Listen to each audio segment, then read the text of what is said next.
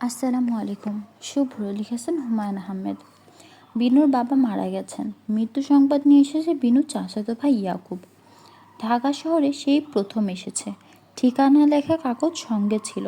তারপরেও তার পুরো দিন লাগলো বিনুকে খুঁজে বের করতে। বিনুর বাবা মারা গেছেন বুধবার দুপুর। বিনু খবর পেল শুক্রবার সকালে। মৃত্যু সংবাদ দিয়ে ইয়াকুব প্রথমে যে কথাটা বলল, গতকাল রাত থেকে না খাওয়া, ভাত খাওয়ানোর জোগাড় আছে? বিনু ভাইয়ের জন্য ভাত জোগাড় করতে গেল। সে কাঁদল না, চিৎকার করে শোকের কোনো প্রকাশ দেখালো না। ইয়াকুব তাতে খুব স্বস্তি বোধ করল। বিনু চিৎকার হইচই শুরু করলে সমস্যা হতো। কে তার ভাতের জোগাড় করত? খিদেই তার শরীরে কাঁপুনি ধরে গেছে, চোখে ঝাপসা দেখতে শুরু করেছে। জাহানারা বিছানায় শুয়েছিলেন। জানালার ওই পাশ থেকে বিনুকে যেতে দেখে জিজ্ঞাসা করলেন, দোতলায় কে এসেছে? বিনু শান্ত গলায় বলল, আমার চাচাতো ভাই। তার নাম কি? ইয়াকুব। জানলা দিয়ে কথা বলছো কেন বিয়াদবের মতো? ঘরে ঢুকে প্রশ্নের জবাব দাও। বাবা মা কায়দা শেখায় নাই? বিনু ঘরে ঢুকলো। জাহানারা বিছানায় উঠে বসতে বসতে বলল, তুমি কোন সাহসে তোমার ভাইকে দোতলায় আনলে? এই সাহসের মানে কি? তুমি জানো না দোতলায় ওঠা নিষেধ? এখনই একতলায় পাঠাও। জি পাঠাচ্ছি। ইয়াকুব চাই কি? কিছু চাই না। তুমি যেভাবে কাজকর্ম করছো তাতে মনে হয় এই বাড়ি সবই তোমার। এরকম মনে করার মতো কিছু ঘটেনি। এই বাড়ির কাজের মেয়ে রানীর মা তোমার চেয়ে ওপরে আছে। রানীর মা কাজ করে খায়, তুমি পরের ওপর খাও। বুঝতে পারছো? জি। ভাই এসেছে খুব ভালো কথা। এখন ভাইয়ের হাত ধরে যেখানকার জিনিস সেখানে চলে যাও। জি আচ্ছা। আজই যাবে? জি আজই যাব। দুপুরে চলে যাব। যাবার আগে সুটকেস খুলে দেখিয়ে যাবে। আমার শরীর এখন ভালো না, কোনো দিকে নজর দিতে পারি না। কোনো জিনিস সুটকেসে ভরে নিয়ে গেলে বুঝতে পারবো না। বিনু সামনে থেকে সরে গেছে, কিন্তু জাহানার মনে হচ্ছে বিনু এখনও সামনে দাঁড়িয়ে। মেয়েটাকে আরও অপমান করতে ইচ্ছা করছে। তার নিজের শরীর জ্বালা করছে। মেয়েটাকে কুৎসিত কিছু গালি দিতে পারলে জ্বলুনি হয়তো কমতো। কুৎসিত গালে কুৎসিত গালে কি জানেন? বাড়ির পিছনে বস্তির পানির কল, পানি নিতে এসে এরা যেসব ধরনের গালাগালি করে তিনি শোবার ঘরে শুয়ে শুনতে পান সবই। এসব গালাগালির মধ্যে সবচেয়ে অভদ্র গালি হলো খানকিমাগি। বিনুকে ডেকে খানকিমাকি গালি দিলে কেমন হয়? মেয়েটা এই গালি শুনে কি করবে? অনেকক্ষণ নিশ্চয়ই হাঁ করে তার দিকে তাকিয়ে থাকবে। জাহানারা কল্পনায় বিনুর বিস্মিত মুখ পরিষ্কার দেখলেন। তার হাসি পেয়ে গেল। হাসি চাপতে গেলেন, সেই হাসি আরও বাড়ল। হাসির মতো অবস্থা তার না। শুভ্র গত রাতে বাসায় ফেরেনি, তার আগের রাতেও ফেরেনি। আজ খুব ভোরে ম্যানেজার সাহলে এসেছিল। তার সঙ্গে তিনি অনেক রাগারাগি করেছেন। এই বদমাইশটাকেও কিছু কঠিন গালাগালি দিতে পারলে ভালো হতো। খানকিমাগি ধরনের গালি, এই গালি পুরুষদের জন্য প্রযোজ্য নয়। মেয়েরা বিশেষ অবস্থায় খানকিমাগি হয়। ছেলেরা কি হয়?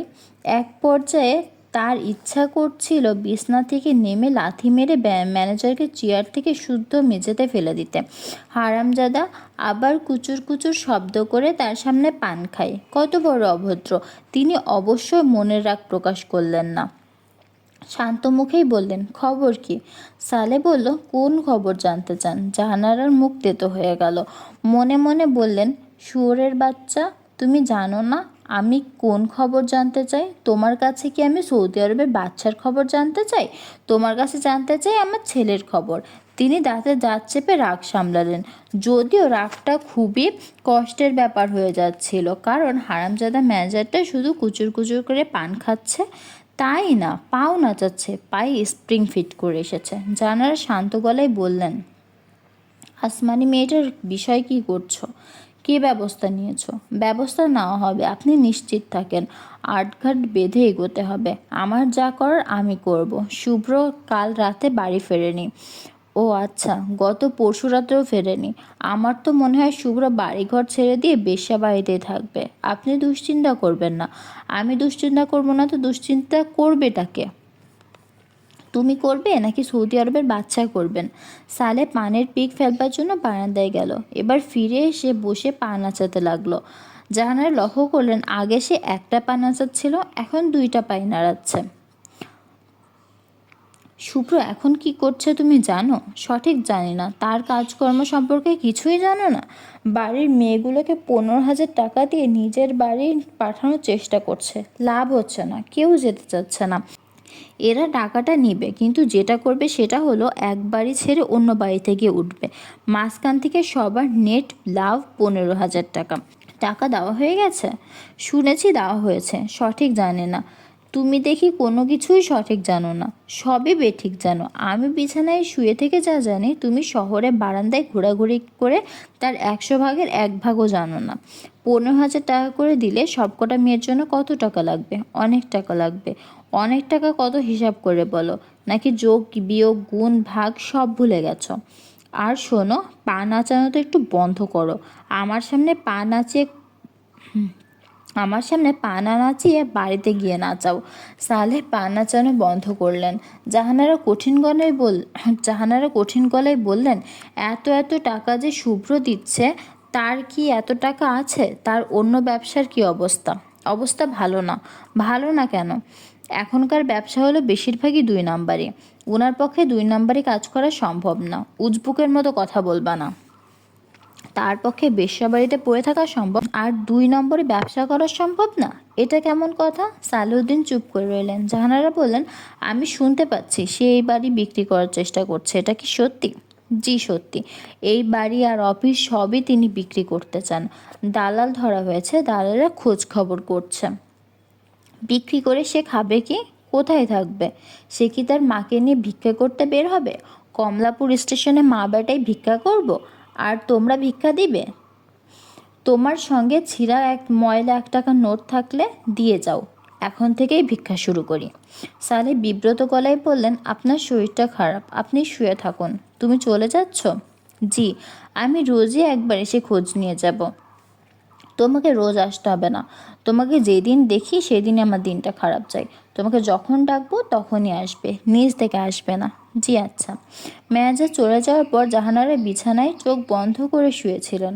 কারোর সঙ্গে কোনো কথা বলেননি। টেলিফোন বেজেছে, টেলিফোন ধরেননি। টেলিফোন হয়তো শুভ্র করেছে, তারপরেও তিনি ধরেননি, ধরতে ইচ্ছা করেনি। কান্নার শব্দ পাওয়া যাচ্ছে। কোনো এক মেয়ে চাপা গলায় ফুঁপিয়ে ফুঁপিয়ে কাঁদছে। এমনভাবে কাঁদছে যেন কেউ তার কান্না শুনতে না পায়। বিনু কি কাঁদছে? বিনু কেন কাঁদবে? কাঁদার মতো এমন কি ঘটনা ঘটলো? ভাই নিতে এসেছে, এ তো আনন্দের কথা, কাঁদবে কেন? জাহানারা রানীর মাকে ডাকলেন। রানীর মা কয়েকদিন হলো এই বাড়িতে কাজ করছে। তার কাজকর্ম ভালো, কিন্তু চালচলন ভালো না। কেমন করে যেন শরীর দুলিয়ে হাঁটে। যেসব বাড়িতে যুবক পুরুষ থাকে, সেসব বাড়িতে রানীর মা ধরনের কাজের লোক রাখতে নেই। মেয়েটাকে 1-2 দিনের মধ্যে বিদায় করে দিতে হবে। সবচেয়ে ভালো হয় আজই বিদায় দিলে। আমার ডাকছেন গো? হ্যাঁ ডাকছি, আহ্লাদে করে কথা বলবে না। ডাকছেন গো আবার কি কথা? যখন ডাকি সামনে এসে দাঁড়াবে। গো বলে টান দিতে হবে না। কাঁদছে কে? আপামনি কাঁদছে। আপামনি আবার কি? বিনু আপামনি হলো কবে? তুমি যেমন বিনু তেমন। বিনুর থাকার জায়গা নেই, থাকতে দিয়েছি। তো সে কাঁদছে কেন? ওনার পিতা ইন্তেকাল করেছেন, ভাই খবর নিয়ে এসেছে, এই জন্য কাঁদতেছেন। বিনুর বাবা মারা গেছে? জি। কবে মারা গেছে? বুধবারে। সেই দিন ওনার শরীরটা ভালো ছিল না। দুপুরে খাওয়া দাওয়া করে চাদর গায়ে দিয়ে ঘুমাইতে গেছিলেন, ঘুমের মধ্যে ইন্তেকাল হয়ে আছে। কেউ বুঝতে পারে নাই। তুমি এত কথা জানলে কি করে? ওনার ভাই বলেছেন। তার সঙ্গে তোমার এত কথা বলার দরকার কি? পুরুষ মানুষ দেখলেই কথা বলতে ইচ্ছা করে, তাই না? যাও বিনুকে ডেকে নিয়ে আসো। আপামনি দরজা বন্ধ কইরা কাঁদছেন। ডাকলে শুনবে না। তুমি গিয়ে বলো আমি ডাকছি, আমার কথা বললেই শুনবে। জাহানারা অপেক্ষা করলেন। বিনু আসছে না। আশ্চর্য, মেয়েটা এত বেয়াদব! এ তো দেখি ম্যানেজারের চেয়েও বেয়াদব। তিনি সব সহ্য করবেন, বেয়াদবি সহ্য করবেন না। মানুষ মারা যাবে, কেউ অনন্তকাল বাঁচবে না, তাই বলে বেয়াদবি করতে হবে? জাহানারা বিনুর সীমাহীন বেয়াদবির কথা ভাবতে ভাবতেই একসময় ঘুমিয়ে পড়লেন। ঘুমের মধ্যে স্বপ্ন দেখলেন নৌকায় করে তিনি যেন কোথায় যাচ্ছেন। তার কোলে শুভ্র, সে দুধের শিশু, কিন্তু তার চোখে চশমা। তিনি শুভ্রর বাবার সঙ্গে রাগারাগি করছেন। বাচ্চাদের মতো কত সুন্দর সুন্দর চশমা পাওয়া যায়, এইসব বুড়োদের মতো চশমা কিনেছো কেন? সারা মুখ ঢেকে গেছে, এত বড় চশমা। শুভ্রর বাবা বলছেন, হ্যাঁ চশমাটা বড়ই হয়েছে। এই বলতে বলতে তিনি নৌকার পাটাতনে শুয়ে পড়লেন। জাহানারা বললেন, কি করছো? ঘুমের মধ্যে গড়িয়ে নদীতে পড়ে যাবে তো। আমি সাঁতার জানি, কিন্তু আমি তোমাকে তুলতে পারবো না। আমার কোলে তো শুভ্র, আমি তাকে নিয়ে কীভাবে তোমাকে তুলব? শুভ্রর বাবা বললেন, আমি পড়ব না। বলতেই নৌকা কাত হলো। শুভ্রর বাবা পানিতে গড়িয়ে পড়ে গেলেন। চারদিকে খুব হইচই হচ্ছে। এই হইচয়ে জাহানারার ঘুম ভাঙল। তিনি তাকিয়ে আছেন তার বিছানার পাশের দিকে। বিনু দাঁড়িয়ে আছে, বিনুর হাতে সুটকেস। জাহানারা বলল, কোথায় যাও তুমি? বিনু বলল, দেশের বাড়িতে। চাচি, আমার বাবা মারা গেছেন। জাহানারা বিছনা থেকে উঠে বসতে বসতে বলল, আমাকে এত বড় বিপদে ফেলে চলে যাবার কথা ভাবতে পারলে? তুমি কেমন মেয়ে বলো দেখি? তোমার চোখে লও নাই? 2 রাত ধরে আমার ছেলের খোঁজ নেই। আমি অসুস্থ হয়ে পড়ে আছি, আমার হুঁশ জ্ঞান নেই। কি বলতে কি বলি তার ঠিক নেই, আর তুমি সুটকেস হাতে রওনা দিয়ে দিলে। বিনু ক্ষীণ গলায় বলল, আমার বাবা বুধবারে মারা গেছেন। জাহানারা হাঁপাতে হাঁপাতে বললেন, বুধ বুধবারে তোমার বাবা মারা গেছেন, তা আমি কি করব? তোমার বাবার কপালে লেখা ছিল বুধবার মৃত্যু, বুধবারে মারা গেছেন। কপালে যদি বুধবারে মৃত্যু লেখা থাকে তাহলে বুধবারেই মৃত্যু হবে, সোমবার হবে না। আজ শুক্রবার, তোমার বাবাকে কবর দিয়ে দিয়েছে। তুমি গিয়ে তোমার বাবার ডেড বডি দেখবে। তার জন্য তাকে তোমার মা নিশ্চয়ই আচার বানিয়ে রেখে দেয়নি। আমি যদি এখন মারা যাই, তুমি বলো কে দেখবে আমাকে? রানীর মা দেখবে? কার হাতে তুমি আমাকে রেখে যাচ্ছ? বিনু বলল, চাচি, আপনি একটা জিনিস বুঝতে পারছেন না। জাহানারা বিনুকে থামিয়ে দিয়ে বললেন, আমি কিছু বুঝতে পারছি না তা ঠিক।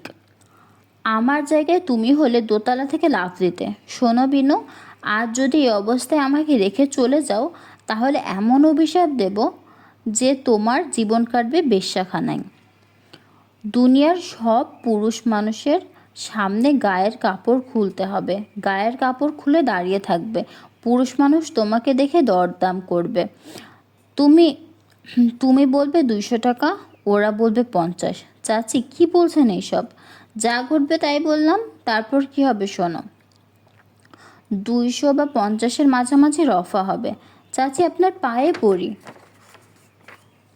জাহানারা কিছুক্ষণ চুপ করে বললেন, তোমাকে আমার পায়ে পড়তে হবে না, আমি তোমার পায়ে পড়ি। তুমি আমার সংসারটা ঠিক করে দিয়ে যাও। আমার মাথা পুরোপুরি গেছে, আমি এখন কিছুই চিন্তা করতে পারি না। মা গো শোনো, তুমি কাছে আসো, আমি তোমার পায়ে হাত দিব। পায়ে হাত দেবার পরে তো তুমি আর যাবে না। জাহানারা চিৎকার করে কাঁদতে শুরু করেছে। তার খাটের কোণে নিজের মাথা ঠুকতে চেষ্টা করলেন। বিনু ছুটে গিয়ে তাকে ধরে ফেলে বলল, চাচি, আপনি শান্ত হন, আপনি সুস্থ না হওয়া পর্যন্ত আমি যাচ্ছি না। জাহানারা সঙ্গে সঙ্গে স্বাভাবিক গলায় বললেন, বিনু, কাউকে কাঁচা বাজারে পাঠাও তো। সজনে পাওয়া যায় কিনা দেখো, সজনে চচ্চড়ি খেতে ইচ্ছা করছে। আমি নিজে রাঁধবো। আমি যেভাবে সজনে চচ্চড়ি করি তুমি সেরকম করো না। আমি আমার মার কাছ থেকে শিখেছি। শুধু কাঁচা মরিচ আর সামান্য আদা, একবার খেলে আর কোনো দিন ভুলবে না। আমি তোমাকে শিখিয়ে দেব। শুভ্রর বাবার খুব পছন্দের তরকারি। একবার কি হয়েছে শোনো। শুভ্রর বাবা ঘুমাচ্ছিল, রাত বাজে 3টা। হঠাৎ ঘুম ভেঙে সে উঠে বসলো, আমাকে ডেকে তুলে বলল, শুভ্রর মা, বড় খিদা লেগেছে, ঘরে কি পাতে খাওয়া ঘি আছে? আমি বললাম, আছে। শুভ্রর বাবা বললেন, একটা কাজ করতে পারবে? গরম ভাত গরম ভাত রেঁধে দিতে পারবে? ধোয়া ওঠা ভাতে ঘি ঢেলে খাবো। বিনু বলল, আপনি এত কথা বলছেন কেন? আপনি চুপ করে শুয়ে থাকুন, আমি মাথায় পানি ঢালবো। কাউকে বাজারে পাঠাও, সজনে আনুক। আর খোঁজ খবর করে দেখো শুভ্রকে পাও কিনা। আজ আমরা 3জন একসঙ্গে খাবো। একটা ইলিশ মাছ আনতে দিও তো। ইলিশ মাছের ভাজা শুভ্রর খুবই পছন্দ। একবার কি হয়েছে জানো? শোনো। শুভ্র তখন ক্লাস 4-এ পড়ে। সে স্কুলে টিফিন নিয়ে যায়। আমাকে বলল, আজ ইলিশ মাছ ভেজে দিবে, টিফিনে নিয়ে যাব। আমি হেসে বাঁচি না, সে ইলিশ মাছ ভাজা না খেয়ে স্কুলে যাবে না। সে ইলিশ মাছ ভেজে টিফিন বক্সে দিয়ে রক্ষা। অসম্ভব জেদি ছেলে, অথচ তাকে দেখে মনে হয় পৃথিবীর কিছুই বোঝে না। চাচি, আপনি চোখ বন্ধ করে শুয়ে থাকুন তো। শুয়েই তো আছি, কথা বলবেন না? আচ্ছা যাও, বলবো না, শুধু শুভ্রর একটা গল্প বলি। শুভ্র তখন ক্লাস 5-এ পড়ে। ওর বাবা শখ করে একটা জিপারওয়ালা প্যান্ট এনে দিয়েছে। জিপার টেনে বন্ধ করার সময় ছেলের জিনিস জিপারে আটকে গেল। জিনিস মানে বুঝতে পারছো তো? হি হি হি। জাহানারা হাসতে হাসতে বিছানায় গড়িয়ে পড়লেন। হাসতে হাসতেই গল্পের বাকি অংশ জড়ানো গলায় বলে যাচ্ছেন। বিনু কিছুই বুঝতে পারছে না। হাসির মাঝখানেও তিনি কাঁদতেও শুরু করলেন। বিনু ডাক্তার আনতে পাঠালো। শুভ্র বাড়ি ফেরল রাত 11টায়। তার মুখ থেকে ভক ভক করে গন্ধ আসছে, পা সামান্য ঢলছে, চোখ সামান্য লাল, কিন্তু কথাবার্তা খুবই পরিষ্কার। বিনু দরজা খুলে দিল। শুভ্র বলল, কেমন আছো বিনু? বিনু বলল, ভালো। মা কি ঘুমাচ্ছে? হ্যাঁ। বিনু শোনো, তুমিও শুয়ে পড়ো, আমি রাতে কিছু খাবো না। আপনার শরীর কি খারাপ? না, আমার শরীর খারাপ না। মাতাল হলে কেমন লাগে এটা পরীক্ষা করার জন্য প্রচুর মদ্যপান করেছি, মাতাল হতে পারিনি। মাতাল কি বুঝতে পারে সে মাতাল হয়েছে? তা বুঝতে পারে না। তবে আমি বুঝতে পারবো, আমার শরীর টুলছে, কোনো দিকে বেশিক্ষণ তাকিয়ে থাকতে পারছি না। কিন্তু আমার লজিক পরিষ্কার। এই থেকে বুঝেছি আমি মাতাল হইনি। মনে মনে আমি বুলিয়ান অ্যালজেব্রা জটিল একটা সলিউশনও করলাম, কোনো সমস্যা হয়নি। আপনার কাছে লজিক পরিষ্কার মনে হচ্ছে, কিন্তু আসলে হয়তো লজিক পরিষ্কার না।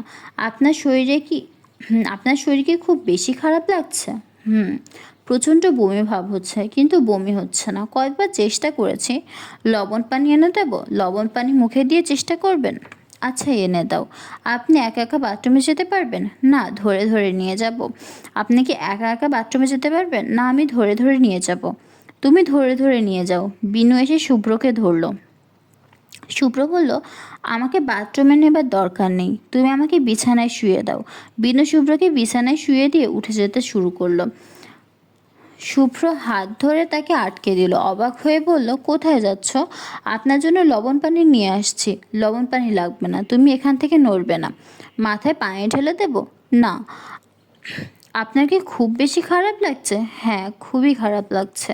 কি মনে হচ্ছে জানো? মনে হচ্ছে কিছুক্ষণের মধ্যেই আমি মারা যাব। মৃত্যুর আগে মানুষের প্রচুর কথা বলতে ইচ্ছে হয়। আমারও কথা বলতে ইচ্ছে করছে। আচ্ছা, কথা বলুন, আমি শুনছি। মদ খেলে কি হয় জানো বিনু? মদ খাবার পর প্রিয় মানুষদের তাদেরকে আরও বেশি প্রিয় মনে হয়, অসম্ভব সুন্দর মনে হয়। যারা অপ্রিয় মানুষ তাদেরকে অনেক বেশি অপ্রিয় মনে হয়, অসুন্দর মনে হয়। যেমন তুমি, তোমাকে আজ কী যে সুন্দর লাগছে সেটা শুধু আমিই জানি। একদিন মদ খেয়েই বুঝে গেলেন মদ খেলে প্রিয় মানুষকে সুন্দর লাগে। হ্যাঁ, এটা আমার থিওরি না, এটা আখলাক সাহেবের থিওরি। তবে আমার ধারণা থিওরি ঠিক আছে। তোমাকে খুবই সুন্দর লাগছে। আপনি দয়া করে চোখ বন্ধ করে ঘুমাবার চেষ্টা করুন। না, চেষ্টা করব না, আমি জেগে থাকবো, সারা রাত তোমার সঙ্গে গল্প করব। বিনু একটা হাসির গল্প শুনবে? গল্পটা আসমানি বলেছে। সে মজার মজার গল্প জানে, গভীর মুখে গল্প বলে। গল্প শুনে হাসতে হাসতে প্রাণ যাবার মতো হয়। আসমানি গল্পটা তোমাকে বলবো? বলুন। এক বৃদ্ধ মহিলা ময়মনসিংহ থেকে বাসে উঠেছে। সে বাসে উঠে কন্ডাক্টরকে বলল, বাবা, ভালুকা আসলে আমারে বলবা। কন্ডাক্টর বলল, জি আচ্ছা বুড়িমা, বলবো। বাস চলতে শুরু করলো। বুড়ি কিছুক্ষণ পরপর জানতে চাই, ভালুকা এসেছে? কন্ডাক্টর বলল, কেন বিরক্ত করেন? এর মধ্যে 17 বার জিজ্ঞাসা করেছেন। ভালুকা আসুক, বলবো। এখন বুড়িমা আল্লাহ দোহাই লাগে আপনি চুপ থাকেন, পানি খান। বুড়ি চুপ করে থাকে না, একটু পর পর জিজ্ঞাসা করে, ভালুকা এসছে? ও বাবা, ভালুকা এসছে? বাসে সবাই মহা বিরক্ত। কিন্তু মজার ব্যাপার হলো, ভালুকা যখন এসেছে তখন আর কারোরই কিছু মনে নেই। বাস বুড়িকে নিয়ে ভালুকা ছাড়িয়ে অনেক দূরে চলে গেলেন। খেয়াল হলো, তখন কন্ট্রাক্টর জিভে কামড় দিল। বাসের সব কন্ট্রাক্টরকে গালাগালি করতে লাগলো। ড্রাইভার বাস ঘুরিয়ে ভালুকার দিকে রওনা দিল। 1 ঘন্টা পরে ভালুকা এসে পৌঁছালো।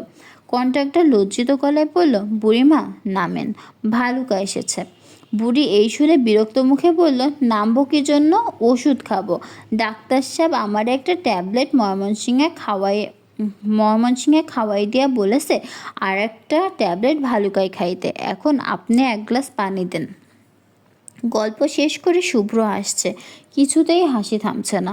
বিনু তাকিয়ে আছে, তার মুখে কোনো হাসি নেই। শুভ্র বলল, শব্দ করে হাসার একটু উপকার হয়েছে, শরীর খারাপ ভাবটা কমেছে। আপনি রাতে খাবেন না? না, খিদে নেই। চাচি আপনার জন্য অসুস্থ শরীরে রান্না করেছেন। খিদা না থাকলেও একটু বসুন, ভাত নাড়াচাড়া করুন। উনি আপনার সাথে খাবে বলে রাতে খাননি। ভাত নাড়াচাড়া করতে ইচ্ছা করছে না, শুয়ে আছি, শুয়ে থাকতে দাও, ভালো লাগছে। আচ্ছা বিনু, তুমি ভালো করে আমার দিকে তাকাও তো। আমার যে প্রচণ্ড মন খারাপ, আমাকে দেখে কি বোঝা যাচ্ছে?